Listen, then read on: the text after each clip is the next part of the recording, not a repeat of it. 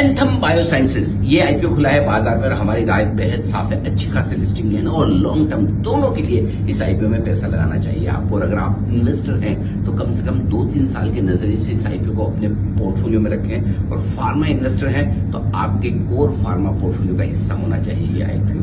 क्यों? क्योंकि बहुत ही कम कंपनियां ऐसी होती है जिनमें शुरुआत से कुछ बड़ा बनने के लक्षण दिखते हैं। जैसे कि आपको याद होगा एक मजगांव ग्रुप के आईपीओ के वक्त मैंने कहा था कि आज दिन की छुट्टी लीजिए, जाइए आईपीओ में पैसा लगे। कुछ वैसी क्वालिटी मुझे इस कंपनी में दिखती है। क्या कुछ खास है?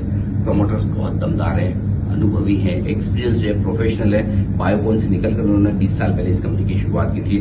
दमदार कंपनी बनाई है। सीआरडीएमओ यानी कि जो आप दवाएं खाते हैं, बड़ी बड़ी कंपनियां जो दवाएं बनाती उनके लिए रिसर्च करके मैन्युफैक्चरिंग करने का काम करती, कॉन्ट्रैक्ट रिसर्च और मैन्युफैक्चरिंग, उसमें ये दमदार लीडरशिप रखती है। वैल्यूएशन ठीक है, महंगे तो बिल्कुल भी नहीं, थोड़े और अट्रैक्टिव होते तो मजा आ जाता, but in any case listing पर पैसा बनेगा। लॉन्ग टर्म भी आपको इस आईपीओ को पैसे अपने पोर्टफोलियो में रखना चाहिए और ये पोर्टफोलियो ये ऐसा स्टॉक है जो कम से कम आप 3 साल 5 साल के व्यू से पैसा लगाएं, मुझे लगता है एक अच्छा कमाल करने की ताकत रखता है। बताइए क्या आपका इरादा है एंथम में पैसा लगाने का, और क्या आपको भी लगता है ये सिर्फ लिस्टिंग एंड के लिए नहीं, एक लॉन्ग टर्म के लिए बढ़िया स्टॉक हो सकता है?